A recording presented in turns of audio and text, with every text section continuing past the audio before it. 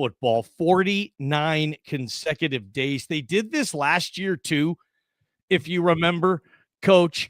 And I don't remember watching every single day, but I think I'm going to try to this year. Not every game. You can't do that, but every day, at least tune in for, I don't know, 10 minutes, 5 minutes. I have, as we record right now, I know everybody doesn't watch this live, but a UTEP Liberty game on. Oh, boy, right Malachi, man.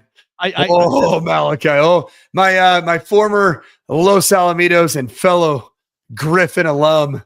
Not good. Not good.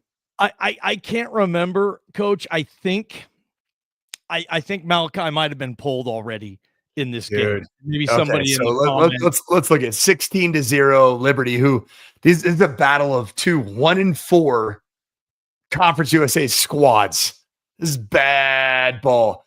Yeah. Malachi Nelson right now was 3 of 7 for 12 yards, and now Skylar Locklear has taken over. The junior, 5'11", 195-pound, just averages grits, probably walk on, program kid.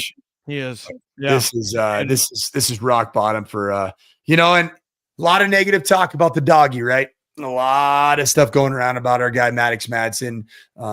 Two significant games this year. I would say 2-3 games last year where the stakes were high and he didn't necessarily show up and dominate like you want him to, but Malachi Nelson wasn't it. Just for all of you out there that were hoping that the 5-star daddy, the big $2 million NIL, he wouldn't have been it.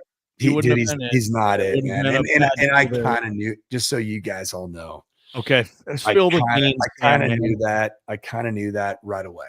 Okay. I kind of knew that. Is that a Lincoln Riley type of, I don't know. I mean, just, you kind of knew that right away. Was that, right away when he got to Boise State, right away when camp opened, right away when he got to USC, right away? I knew that there are guys that are over-regarded in the recruiting process. See DJ Uyunglele, let's go. I mean, gosh, there's so many. Think about the guys over the years that have been just big time recruits and how they end up panning out. Arch Manning. Arch Manning. Wow. Right. I mean, we could do an episode of Ball Talk on and honestly, that. Unbelievable performance from Nico Lavea, but dude. Yeah, Nico was terrific. He looked like great. Nico. It was great, but come on. Is UCLA going to go on a 7-game win streak right now? No, I don't think so. The magical play calling of Jerry Neuheisel. Jerry, man, with his flow, he's got his flow going. He's got the exact same speaking tenor, tone, rhythm of his father. 100% it's insane. His dad. It's nuts. Are you and your dad like that? If I come not really, but the Neuheisels, it's weird. It's uncanny. It sounds so similar. It's uncanny. My dad and I both during football season, we have similarly incredibly hoarse voices. We have very damaged voices. We're both big talkers. We love talking to people, no matter what. If it's football talking season, ball, you're talking hockey. Yeah, I mean, here we are, dude. Today. Talking stick and puck, man. I talked to new Colorado Avalanche 40-year-old Brent Burns, a D man that just came over from the Carolina Hurricanes. His daughter is a transfer to my high school with my daughter in the same class. They both have the same name. They're both Peyton, Peyton. And I talked to her today for 20 minutes about her dad's debut as an Av player. How cool is that, man? There's a dude for the Avs who's 40 who has a daughter that's in high school. That's She's awesome a sophomore, too, man. Same class as my daughter. And he comes to parent events, no teeth, beard down to here, and he's like, "Oh, hey, how are you doing? How you guys doing? Everybody good? You want to hang out? This is fun, huh?" No, he came to one of my football practices and he came up to me after. He's like, I don't know how you do this with all these players. How does everybody know where to run? There's 130 of them out here. I don't get it. This is unbelievable. I've never seen anything like this. It blows my Canadian brain. Hey, you're in a really good rhythm. We're going to do a mic drop early today. Mic drop in 15 seconds. This crispy chicken is from a taco place. This crispy chicken is from a taco place? The taco place? Taco place. comes in a burrito, too? From your taco place, it's also a chicken place that's also a taco place. The Boise State Broncos, my beloved alum, Boise State Broncos faced off against, my former employer, also a place that I called home for a total of 4 years of my life, too, as a ball boy, son of a quarterback coach, and also 2 years as the offensive coordinator, quarterback coach at Notre Dame. The University of Notre Dame, you had an opportunity to win that football game. You did. I said on the post game with BJ, your defense played well enough. And I'll tell you this, against an offense that was scorching hot through the majority of the last several weeks of the season, this was a great performance from Eric Chenander's bunch. I mean, I'm talking a great performance. But to have 2 games in a season, one against South Florida, that's a good team, not a great team, and against the Notre Dame team that I don't necessarily know for sure if they're the real deal. I don't think they're going to be in the Natty, but they're going to be in the conversation for sure. So they're the real deal. They have good players, but you had an opportunity to do something that Boise State expects. I expected it ahead of the game. I didn't know how the defense was going to play, but the fact that your defense gave you a chance against Notre Dame at Notre Dame Stadium to go and win the game with a 30-point outcoming offensively, that's all you can ask for. And Boise State offense just failed. It failed miserably. Now, here's the deal. What do you do about it? Do you sling mud in the direction of Spencer Danielson? Because he is yet to win a game against the team that he maybe should not have beaten. And that's not the Boise State way. Am I right? Spencer Danielson was very much the type that took accountability after the game. It's on me. We haven't won one of these games. That's on me. That's on me. That's on me. That's on me. Accountability is awesome. I am a huge fan of extreme accountability. I'll take it every day of the week and twice on Sunday. However, at some point, when you keep saying those things, it's on me. It's on me. It's on me. At what point do we look and say, when's it happening? Well, you don't have an opportunity for quite some time. Fresno State is a 5-1 team in the Mountain West Conference. You might have a chance to do something against a team that you should beat in terms of the standards of Boise State in the program. But at the end of the day, you might be underdogs. But lost to South Florida, lost to Notre Dame. So where do you go from here? Well, you move the goalposts. The goalposts have officially been shifted. In my humble opinion, college football playoffs, you don't deserve to be in them. I'm sorry, Bronco Nation. How can you say that you should be a college football playoff team when you scored a total of a whopping 14 points in 8 quarters against one group of 5 team in South Florida and another Power 4 type caliber team in Notre Dame? You have a total of 14 points in 8 quarters. That averages, you don't even want to know, just a little bit less than 2 points per quarter in those 2 contests. College football playoffs, it's out. It should be. But what do you move to now? Mountain West Conference play. Mountain West Conference play. That's the goalpost. They have been shifted. They've been moved. That's okay. I'm not happy about it, but that's the new reality of your season. And if you think for 1 second that the New Mexico Lobos and Jason Eck, with a humongous chip on his shoulder, a massive, I'm talking Boise State from 1998 till about 2017, catalog of trick plays, funky formations, chip on their shoulder. Does New Mexico kind of feel like Boise State of those days? You better look out, because this weekend, Jason Eck's coming for your soul. He wanted this job. He thought that he was deserving of being the Boise State head coach. He thought that there was a silver spoon opportunity for a guy like Spencer Danielson to be the interim head coach for a very talented team and get the job. He's coming for blood. He's coming for blood. And you better be ready as a team. You better strap it up. You better protect everything that Boise State is all about, because you can't allow Notre Dame to beat you twice. You can't allow South Florida to beat you 3 times. It's all about beating the Lobos. Sounds crazy. You got to beat the Lobos, because Jason Eck, that big old fella, he's coming for you. And it's going to be wild to watch. And I can't wait to see it. Boise State needs to respond. If you don't, then this team obviously has they do not deserve to be even the Mountain West Conference champion. Got to respond right now. we're going to find out a lot about this tenure of Spencer Danielson. So that's a mic drop. Bronco fans, the new Boise State trading cards are here, and you can only get them at Jackson's. Start collecting them today. Jackson's, let's go!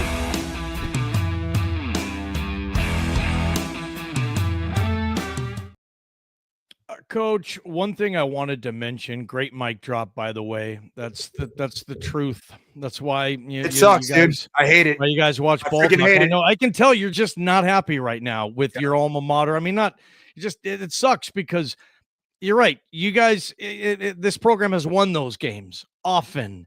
And I'll just say this, since the birth of NIL, that is July 1st, 2021, since then, Boise State football is 0-9 against power competition. They have not defeated a power opponent since the birth of NIL. BYU, that was a huge win, top 10 win. Credit Andy on that. Khalil Shakir was magnificent. BYU was independent still that year. They weren't a Big 12 team yet. Prater had that stat and was talking about it earlier this week. And I just want to ask you, I mean, you know college football very well, NIL era and not. And is that part of the reason maybe that record is what it is? Has NIL even furthered the gap between the good Power 4 and the great G5? Because Boise State's a great G5, and a lot of these teams are losing to are good Power 4 teams. Notre Dame, obviously, a few others are great. But what's that mean to you? 0-9 against the power since NIL began. Yeah, it's not great, and what I'd say, like last season, Spencer Danielson's first year as a head coach, you can't argue it was spectacular, right? Like there's no way that you can say, I mean, anybody who is at a group of 5 school and has one season as a head coach and it ends up in a college football playoff bye. Super impressive. What I'm kind of disappointed about this year, because I thought last year, obviously the heart and soul of Ashton Jeanty and a guy that I loved, man, that I think is going to be easily forgotten as in Boise State lore because of Ashton Jeanty is Ahmed Hassanin. The guy was the heart and soul of this football program, I thought. Okay. And I loved the way Boise State competed at Oregon a year ago. I loved every bit of it. I hated how Boise State competed offensively at Notre Dame. It was embarrassing. It was. And there's no way, like, you can't, there's no other way to describe it other than his embarrassing performance. Your boy Jared Zabransky was sitting in the stands. Yep. What'd he say? A lot of those players. Haven't talked to him post-game, talked to him before the game. He was really excited and had a lot of confidence in the quarterback. And I'm sure Z was there like a lot of ex-players who were really frustrated with that situation. And it's a great experience. Everybody said they had the only bad thing was the game or the score. Notre Dame was class act 100% all the way from what I've been told. But yeah, I mean, that offense that they weren't. You can't ask the quarterback to throw that many balls. I think even though there was the 4 interceptions, when you're in that mindset where you're throwing and you have to throw, that's the same reason he had the picks against Penn State too. You get down, they're trying to play catch up. You're forcing more things. He will never force that stuff in a close game, but it wasn't close because I mean, and even the throws that he made, some of them were off. You saw a receiver bending this way. It just felt like, I don't know, it wasn't there. And I mean, the guy had a career high the week before against App State, a good G5, whatever program. Career high, was terrific, was okay. The Mountain West preseason offensive player of the year. He was all that. And then it's different. The shift from that to Notre Dame, it was crazy, man. Or maybe it wasn't, but it was what it was. And I know that that was unfortunate for you, man. But yeah, this NIL era, I think Boise State's going to have to come up and say, okay, really, what program are we going to be? Because this is pro football. And if we're going to get after this, then we need to go out with this. We need to get public with this. And Prater was saying this as well. Like, we need $1 million quarterback. I don't care how we get it. I'm Boise scared, State man. needs to and they need to parade him in, sign him. Yeah. I mean, this is pro football. Find someone. You come to Boise because we're better than where you are. Right. And I'm not sure if that's if that's this year, if it's after Mad Dog leaves. I mean, I don't think a lot of kids are going to be interested to come to Boise State and get in another quarterback competition with Maddox Madsen. No. Any research on that, it's tough. And Spencer said, basically, I will die with this kid. So I don't know what you do there, but just a few things in NIL. It's kind of crazy, Coach. You can do that stuff. I mean, go get the money. It's cutthroat. Buy who you want. It's cutthroat. You see what happened at Stanford today? Yeah, a 50 mil.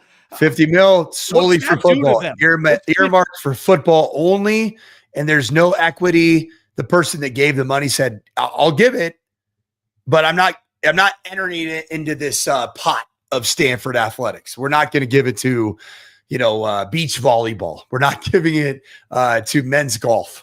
This is for football to solve a very, very complicated situation. Boise State, man, I'm nervous. I'm nervous on a couple fronts because I do believe that the current team is good enough to win a Mountain West championship. You got to play good though. You got to get I'm not convinced that this team is thorough enough. West. I mean, gosh, man, I'm not convinced this team's thorough enough in all three phases. I mean, special teams has been a problem. Offense has been good against bad competition, and honestly, absolutely terrible against good competition. Am I right? Yeah, only 5 teams in America have committed more penalties than your Broncos as well. You saw the penalties, 13 against Notre Dame. They had 10 in the first half against Air Force. They had other double digits. What was it, 11 or 12, you guys, against South Florida, which like half of them or so are committed by offensive linemen. So, I mean, there's just some things that need to be corrected. It's correctable stuff, though. It is, and you're going to be able to do it against teams that are not as good. But man, what I'm nervous about is not just this season. I'm nervous about the season. Man, I'm nervous about the state of future Pac-12 or whatever they're going to call it. It's not a great conference, man. Oregon State and Washington State are the biggest also-rans ever right now. They are terrible. I thought maybe they could hold on another year. They're embarrassing. Those are two embarrassing programs right now. Yeah, they do not go into that league as the flagships. No way. They're just with everybody else. And I agree with you. That league, day by day, it's looking like a really good basketball league. It's looking like a basketball league. I'm telling you, man. I live here in the Denver area. Norvell's it's as bad as it gets right now. I mean, they want a new coach for the Pac-12. I would imagine at CSU. They do, but it's like, what is the Pac-12, Johnny? Like honestly, and I don't say that. It's the Mountain West that went on a diet. It lost all the freaking fat. It hit the gym a little bit, and now it's feeling a little better about itself. Yeah, but for basketball, it's a really good league as well. Okay, man, it's okay. Yeah, I'm nervous. I'm nervous about the future of the program. I'm nervous about. And it takes you back to the opportunities that Boise State may have had to get into the Big East way back when, right? The Big East kind of got absorbed by the ACC. You might have ended up in that conference, which is still the American conference. It turned into the American. And then even the Big 12, sell your soul to get in the Big 12 somehow, some way, because that's like the Big 12 is like the very, very bottom of the barrel of land of demarcation, right? The line of demarcation is the Big 12. This isn't great news, man. They took these other programs and they didn't take Boise State. You can't help but think, if you look at that stadium now with the North End Zone project, that looks spectacular. What they're doing, you would think like if they put all the teams in a pot, okay, and they had a draft. Every conference had a draft of picking the teams it wants. And there's only 60 programs that get drafted. Boise State gets drafted, in my opinion. I mean, over so many of those grandfathered power schools. You're going to take Boise State before you would take what? I'm trying to think of like a Duke or a Wake Forest or one of those lower level schools, Rutgers. That's what I would think. But right now they're just in a really tough spot that they have to make the best out of being the premier G5 school and get to that tournament like 7 out of 10 years. And even in bad years, still win their own league and get to that best possible bowl game. But I mean, damn, you just got to keep finding ways. You need money. Eck was talking about this today on BNN. You got to build. You can't rely on your best players to help you. You don't have a nucleus anymore. Your best players are the first to say, see ya, thanks, man. And you need to figure out, you need to build a roster, and he's spot on with it. And it's just such a different era now, Coach. And I don't know where it's going to go. If G5 football in 5 years is worse off than it is now, I hope that's not the case. I hope it gets better. I don't know how that's going to be, but hey, everybody needs your buddy at Stanford to drop doubt. $50 million and just say, here, a 50 spot. I mean, they need people's last name Simplot, right? I mean, that's the bottom line. You got to have it. And even then, man, I'm just going to be really honest. Is that going to make that big of a difference right now? I don't know. Are you going to be written out of the opportunity to have a seat at the table in 5 years? I don't know. Like, is the Pac-12 going to have a seat at the table, Johnny, in 5 years? No, I don't think so. It'll never be a power conference. There's no. But way. even will you have the opportunity in 5 years to even get in? Because last year, in the first year, it was bad. It was bad. It's bad for Boise State to get a bye and then, essentially host. If you like, I think the Fiesta Bowl you hosted in a sense, and it wasn't even close, man. It wasn't close. You didn't quit yourself. It's scary. It's negative. I hate it. You know me, Johnny. I'm not a negative guy. No, but gosh dang, man. I mean, it's funny, man. When you look at Boise State right now, gosh, this season you go. How about that? Did you know App State beat Oregon State after they lost to Boise State 47-14? Think about that. And that's supposed to be a big game every year for the rest of time. Oregon State is 0-6. Yep. And Trent Bray's doing, the kiss of death. He's getting rid of the special teams coordinator. He's changing play callers. You've been there. You've been the interim guy. Kind of the steps you have to take before it's you. It's going to be him. I can't imagine Oregon State goes into next year in the new Pac-12 with Trent Bray. They'll have a new coach. Colorado State will have a new coach, in my opinion, too. And those are more attractive than what they currently are. That league is a step up, Coach. Johnny, I hate to just pile on here, but the 3 wins that Boise State has, right? Eastern Washington, not the proud Vernon Adams, Eastern Washington. Cooper Kupp, your boy Bo Baldwin. Did you see what Montana State did to them a mere 3 weeks after Boise State beat them 51-14? No. Montana State beat Eastern Washington 57-3. 57-3. Didn't get in the end zone on him for a touchdown. Wow. And man, this like negative Nancy. I hate it. It's not my jam. It's not my deal.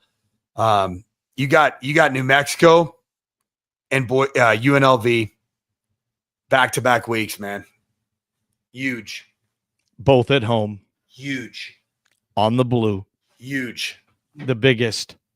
Yeah. These games are, New Mexico, I think they're 16, 17 and a half or point favorites right now. Jason Eck's been that most games as well. It didn't matter against UCLA or Michigan. They covered easily against those teams. And Boise State always seems to get a little benefit when it comes to a point spread, because I think the walking money just wants to take them every game, and you should historically on that field. Boise State right now 16.5. The over-under is 59.5. A pretty high over-under, which I think probably has a chance. I think that's a chance in play. Because Boise State's offense, it was averaging 520 yards per game versus everybody except Notre Dame. That included South Florida. And then against Notre Dame, it wasn't going to be able to do anything against that level of defense, in my opinion. But New Mexico isn't that. And I don't know if you saw New Mexico last week, Friday night against your boy, Mahala, Ken Niumatalolo. Oh, yeah. They looked great. They look against solid, man. New Mexico. They couldn't, Eget, he didn't miss. He had like 2 incompletions. They torched New Mexico's secondary. Madsen, Marshall, Ford, this passing game, you would think is licking its chops this week in the Blameyer, checking out some of that. But then again, I know Jason X probably having some fun looking at Boise State's deficiencies too, and how the heck he's going to exploit those. And you were right earlier. Jason X, he would love nothing more. Dude, big chip on his shoulder. Boise State. This is the only time he's going to get this chance. They're in different leagues next year. And he stays an out West head coach, right? And I think if he's out of Albuquerque in 3 months, which I think is possible, where does he go? A game he has to win. Oregon State has to win this game. Jason Eck, the head coach. He should be in Pullman, but it was just bad timing. It was bad timing. He wasn't going to go tell him, "Hey, I don't want to be here anymore," because Pullman called, and I don't even think he asked him that. But he was committed to New Mexico, but that job opened up. Washington State's got the same head coach as last year, right? Dickert. No, Dickert went to that's right, Wake Forest. That's right. It was a bad deal, and they brought in Jimmy Rogers. Okay, I think he was. Yeah, I think he was from one of the. He was the head coach at South Dakota State. He coached, I believe, on staff with Eck. Johnny, I've been pretty. How many times have you seen me be this down in 3 years of doing the show? This is the first ever. This is by far the worst you've been. Can we all feel better? Right here. Oh, not that. Sorry. Right here. There you go. We want to feel better, man. 3 quarters of play. Malachi Nelson and the Miners have 66 yards. I'll just say this. Nobody cares, but. I know, dude. I know. No. But Liberty was -1.5 tonight. Yeah. That was it. And Liberty. Talk about a program that is absolutely like. You want to talk about going to lose to Malachi, though. That was an easy bet, taking Liberty on just a 1. I would have given 7 points. They're up 19-0. UTEP can't move the ball. Malachi Nelson can't move the ball on a Wednesday night at Conference USA level. By the way, because I'm going to pump you up a little bit. Yeah, you're right. You're too damn down. Tuesday night football. Conference USA Maction, Wednesday night football, Conference USA and Maction. This is how we have 49 consecutive nights. Yeah, but there's no Maction tonight. I didn't want CUSA. I didn't want CUSA. I wanted freaking Maction. It's a next week far superior product to CUSA. It's coming. But my question is to you, and you've coached at a CUSA program. Yeah, it sucks. Are you at the time where you're willing to say, and it's not the coach's decision, but you're willing to say, yes, we will play 3/4 of our league schedule. That's like 4 or 5 weeks on Tuesday and Wednesday. Because this is the only time we can get this type of exposure. Yeah, just give me, and it's more money than you'll pay for us to be on ESPN Plus. Johnny, am I the head coach of a CUSA team that's asked this? Just make sure you give me a Tuesday game, then next week a Wednesday game, then the following week a Thursday game. I'll take that. I want it to be consistent. What I don't want is a Saturday followed by Tuesday. They do what, 4 or 5 weeks? That's what they've done in the past. CUSA or Maction will say, okay, there's a 5-week stretch of our league. Maction's going the rest of the way, right? They go eight straight weeks of do they do the whole thing? Yeah, maybe Conference USA does now too. But I mean, good for college football, bad for college football, cool for fans, people who want to put a wager on a game and sit in their office and talk to Coach Sanford and have a game going on. I mean, it's the only time they're going to get the money. I mean, I don't mind it, but man, that would be tough if this is your team and this Johnny, is your what's the vibe check in Boise today on Boise State football and just the direction? Is it as negative as I am or no? kind of is, man. It's pretty negative. I haven't had a chance to check in, to be honest.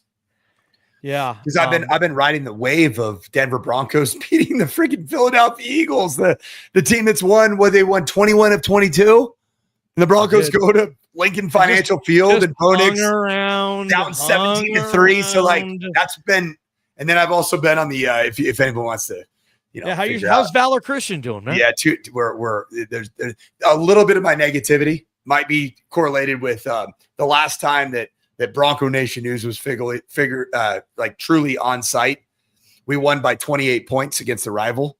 We're on a 2-game losing streak right now. We are 4-2. So we lost 38-36. And it was one of the best games maybe in the history of the state of Colorado. And we had the ball in our hands, came back from 17 down and had the ball in our hands and had a few open cats and just didn't finish the game. And then we ended up having an assault of sorts happen on our visitors sideline that has been investigated by the Douglas County Sheriffs because one of our players got shoved by a coach in the back of the helmet. So it's been a wild week. One of your players went on the other team's sideline. Well, and whatever was going on, whatever. He made a tackle and did the last play of the game. Threw it down the field, interception. They're returning it. Our guy tackles them on their sideline, spins into their people, and then they, their team kind of huddles around them. And it was coach pushed him in the back of the head. Not the head coach. Not the head coach. It was an assistant. But then I didn't know about it until the ref said personal foul, 15-yard penalty, late hit out of bounds on the tackle by the Valor Christian football player. There's another foul, personal foul. An assistant coach from Mountain Vista shoved a player or struck a player in the helmet. He is ejected from the contest. And I'm like, what just happened? I didn't even know. So the ref saw it. The side judge on their side saw it, and now it's it's a huge Colorado news story in Denver. It's on every major. Because they're saying, was the coach are people defending him? Was it one of those things? Well, it's just a coach saying, "Hey, get off my sideline." There's a lot going on. That's what some people are saying. Yeah. It's nothing. Hey, that's football. Hey, he's just saying, get off the. Were they saying your player was being a punk on the sideline, getting into it with those guys, and then it was one of those. He made a legal tackle that got called a late hit out of bounds, but the film said it was in bounds. And, but he it was so violent. He hit the guy so hard out of frustration. It was our tailback, and he's like a 5'6", 5'6" tailback. He hit him so hard. It's probably the best tackle of the year, top 2 of the season for us. But when you hit that momentum going straight to the sideline, you roll. And so he rolled into their sideline on the end of the game in a 38-36 classic. So he got surrounded. And so, probably, I'm sure he got up. It's but they didn't let him out. And 2 of our guys went in to try to get him out. And then I tried to go in and try to get him out. But I didn't want to sprint over there because my whole team would have sprinted over there. And then we have a melee. It's you. It was wild, man. It was wild. Dang, Colorado high school football. It's intense, man. I will say this. Jake Heaps, man. Jake Heaps is coaching ball out here. Yeah. I would say this: under no circumstance ever should a coach strike a player. Agreed. I agree. Push a player, keep, especially not one of your players. Nope. Can't even either. I mean, you guys, anything. Dude, in 50 years ago, Woody Hayes smacked a dude in the face, and what happened to him? He was done. What happened? He was done. 100%. Yeah, we even saw at the NFL the Arizona Cardinals fined their coach $100K, bro. Fined him $100,000 for. He was yelling real hard, football style ass chewing, where I don't even care if you played whatever level. Yep. If you've had a football ass chewing, whether you're 10 years old or 15 or 25. But I think it just was kind of the contact. Looked like Jonathan Gannon kind of brushed him a little. But yeah, they're even doing that now. So certainly at the high school level, wow, that's another. You're always breaking cool stories on Ball Talk about high school. BJ football, having the video of that last thing, that was sweet, that was man. Wild, man. It's just intense, man. It's intense. Maybe it's a me problem, man. I don't know. What's going on? Happy thoughts. Your family your brother-in-law, Balling. who's the Balling. quarterback coach, Bear at Bachmeyer, baby. BYU, and coaching Bear Bachmeyer, they That dude's are balling, dude. He threw for 3+. 5-0, and they're in Tucson this week. Arizona's 4-1. Wait, Arizona's 4-1? Arizona's 4-1 this year, dude. I got it. They're playing good ball. They might beat your BYU Cougars, dude. I to be honest, I kind of hope they do. Yeah, BYU's playing good ball, man. They're playing good ball.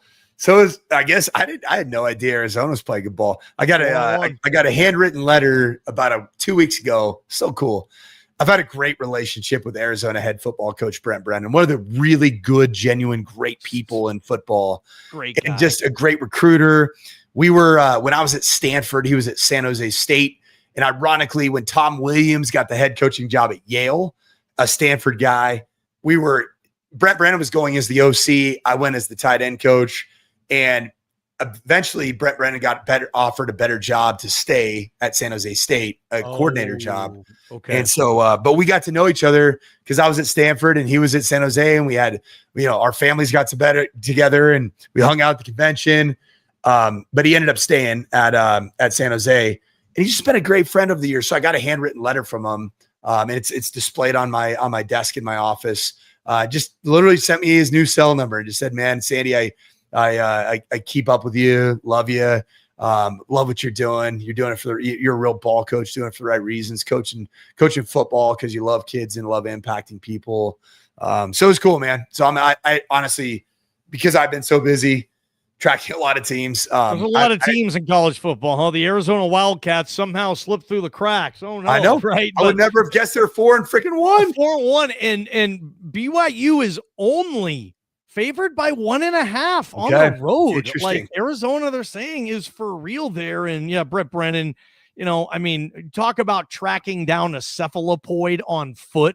Go to San Jose State and win a Mountain West championship.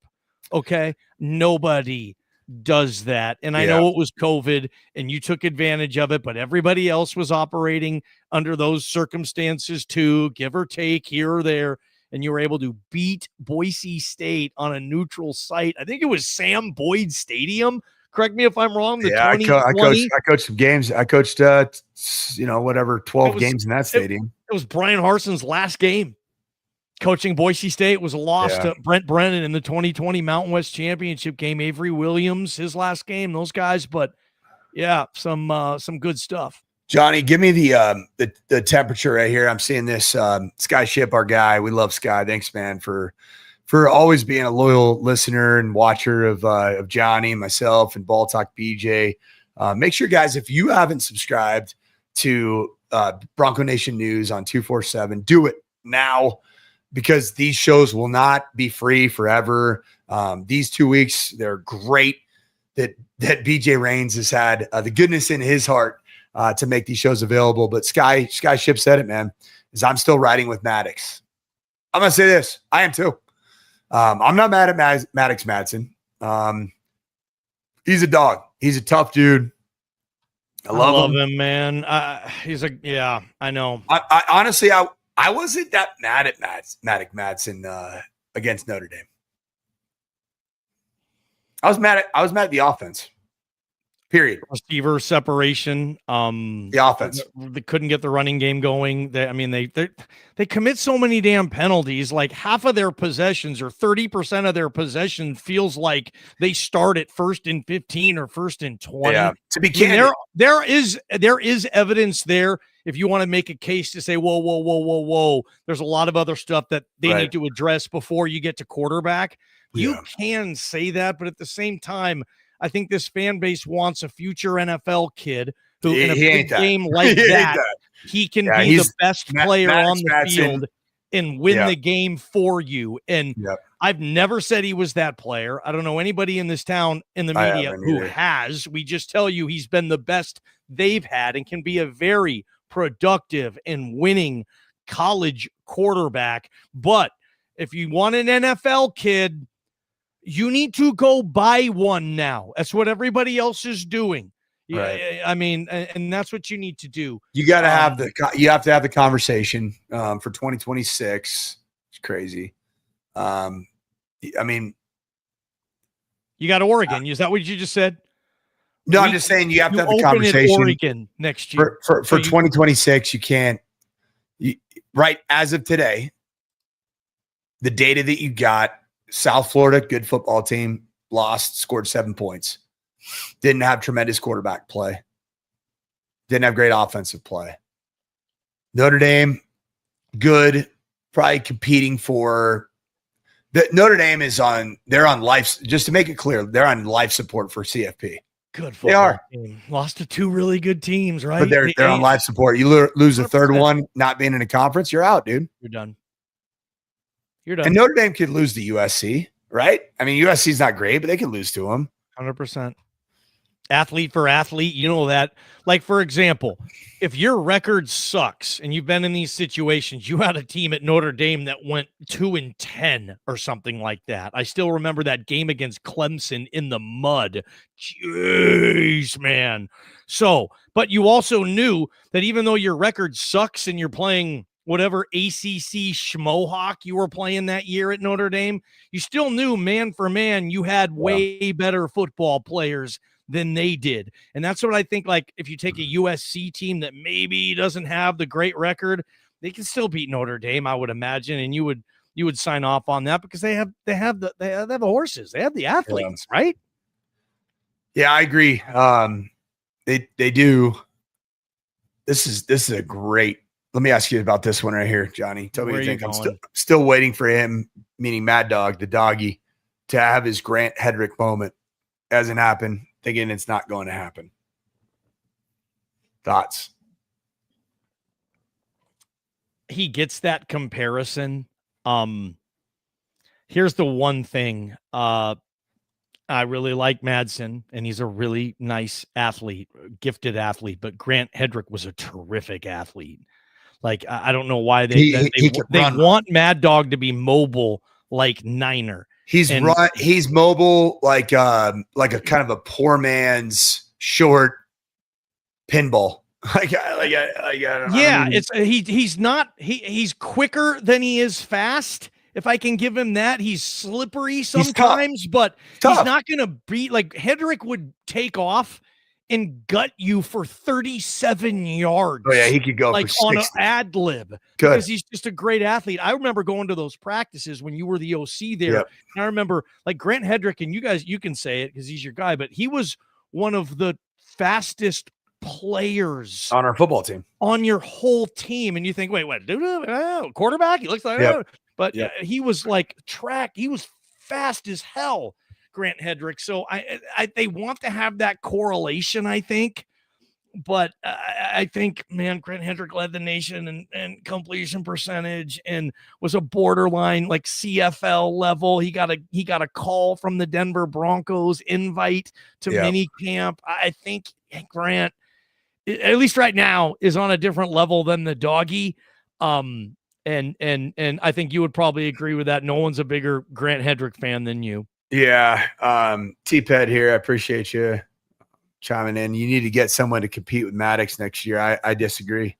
You disagree with that? You got to get somebody who's beating out the Maddox Madsen next year. It's Boise freaking State, guys. And if you do you don't bring somebody in and say, hey, buddy, you're competing, and you don't bring in a 5-star that has never played in college football and say, oh, man, we've never had anybody like this guy. You already did that with Malachi. You bring in a known commodity that is a on-tape college football dude at a CUSA school, at a maybe even AAC school. That's what I'm saying. You find a really good quarterback and say, you got to come to us. We're better than where you are. What do they call it? What do they call it in FCS? Is it the Walter Payton Award winner in FCS? Yes. Bring in that freaking guy and pay him $1 million. And then you say, okay, Maddox, do you want to compete? You want to go? So you don't bring somebody in to compete with Maddox.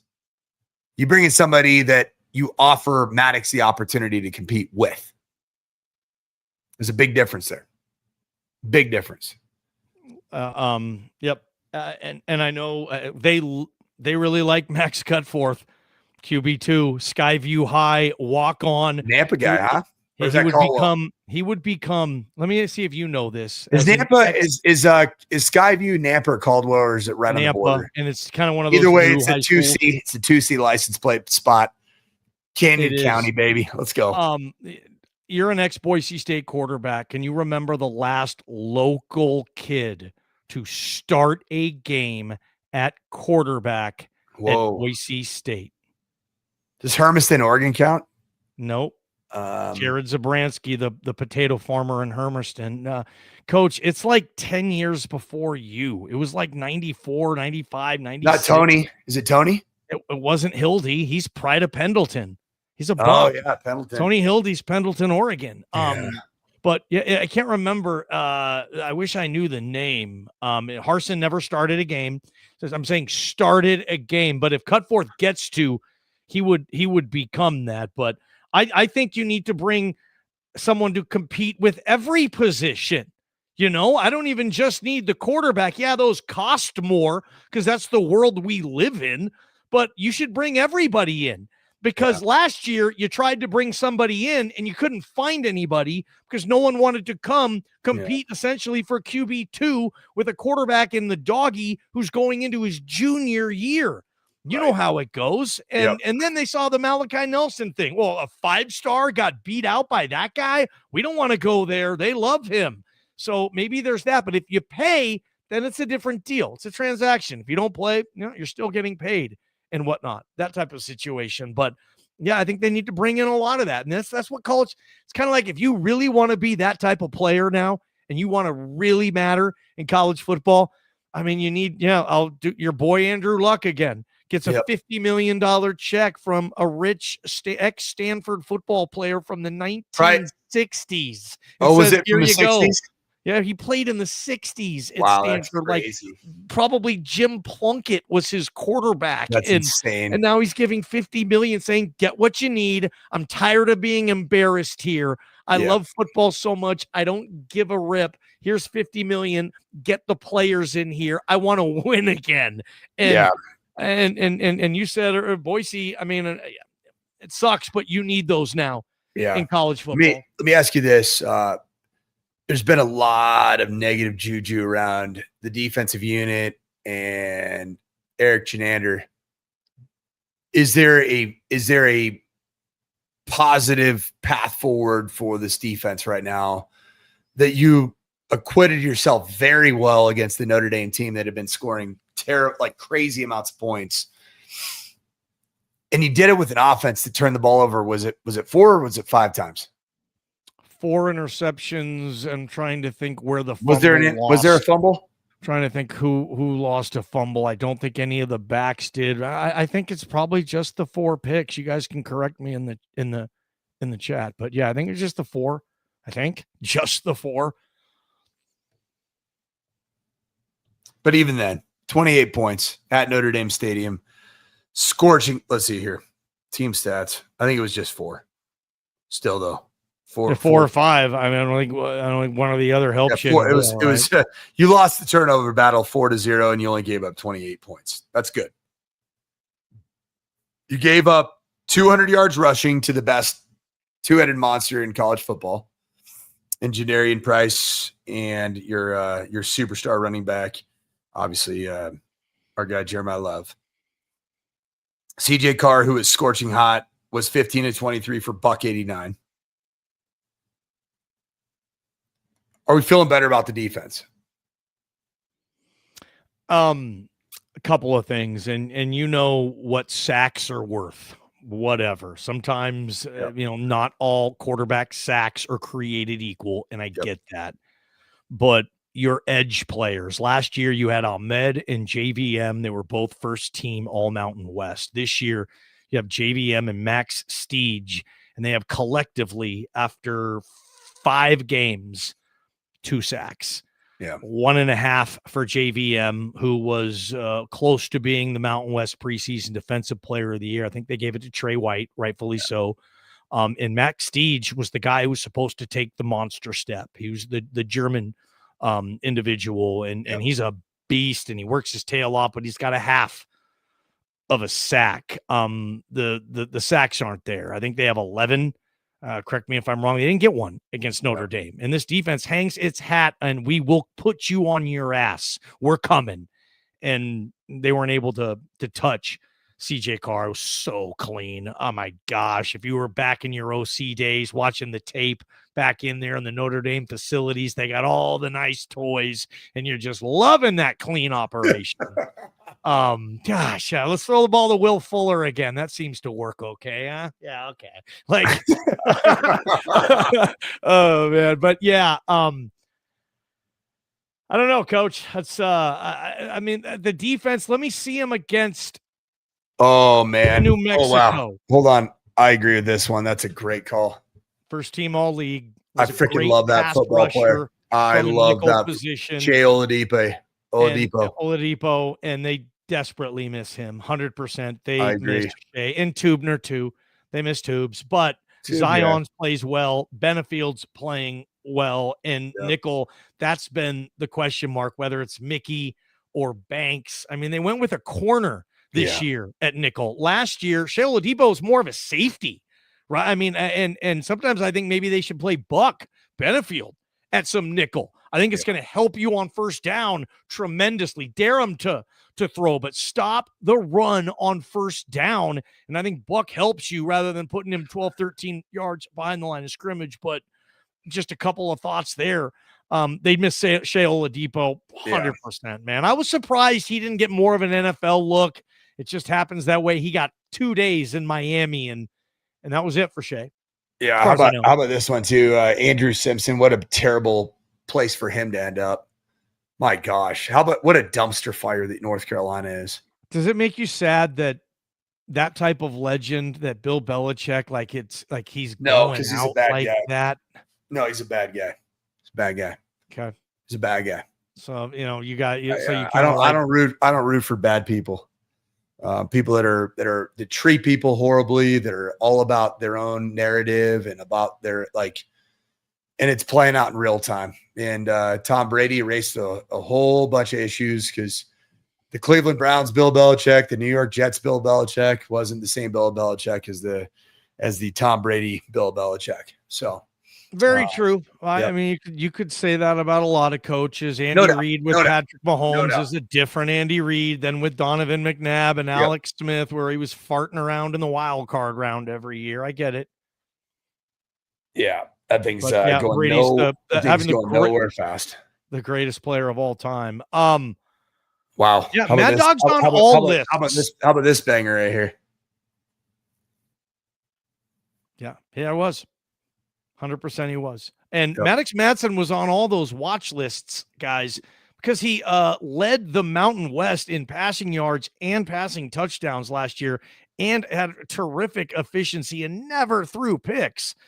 He had a good year last year. The only problem is if you need him to be like an NFL All-American type of thing, that's probably asking too much. You need more cooks in the kitchen to help prepare the meal type of thing. And it's not going to shock me at all, Coach, if Mad Dog and this team wins out and Maddox Madsen, he had a career high 2 weeks ago in passing yardage against App State, right? That's I'll tell you what's really disappointing about Mad Dog right now. Yeah.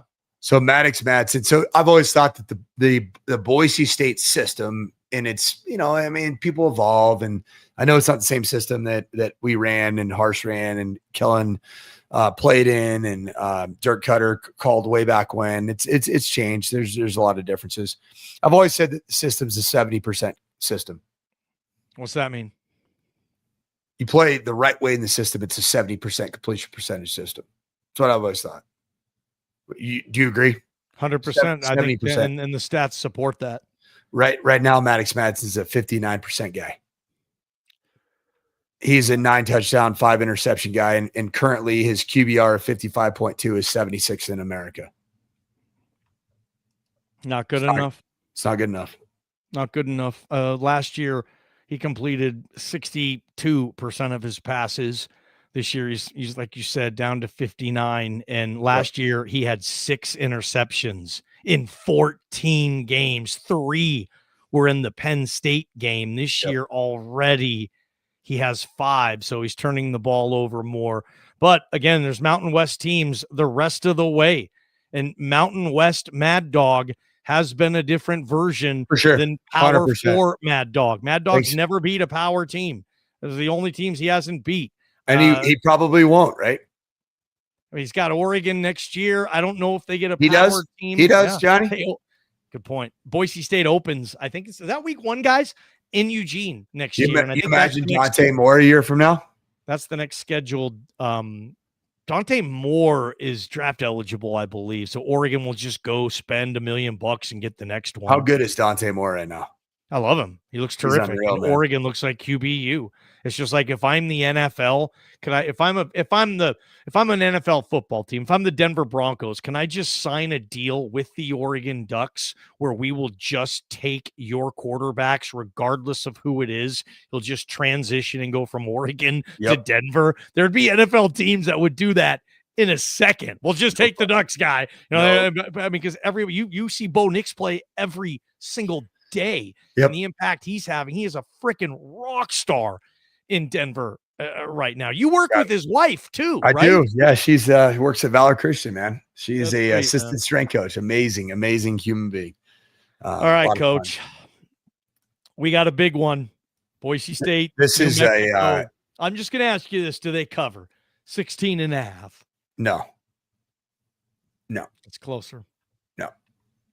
It's gonna be a battle. It's gonna be a battle. I think Boise State wins.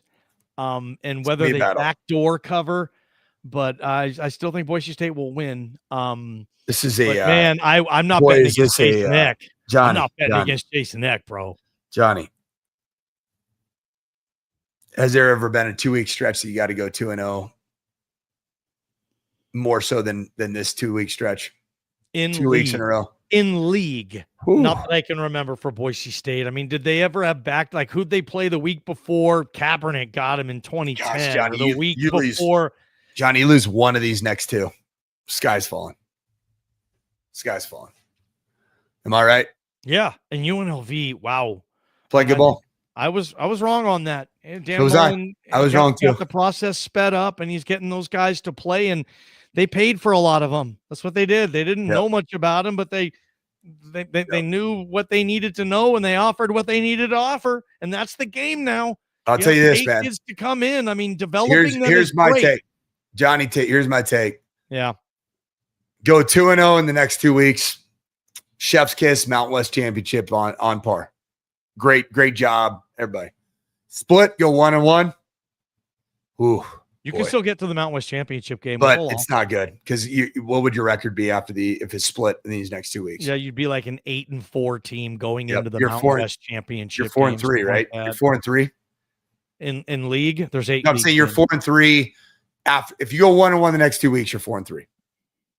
Boise State 4-3. That sounds like Avalos, right? That's Avalos stuff. You go 0-2.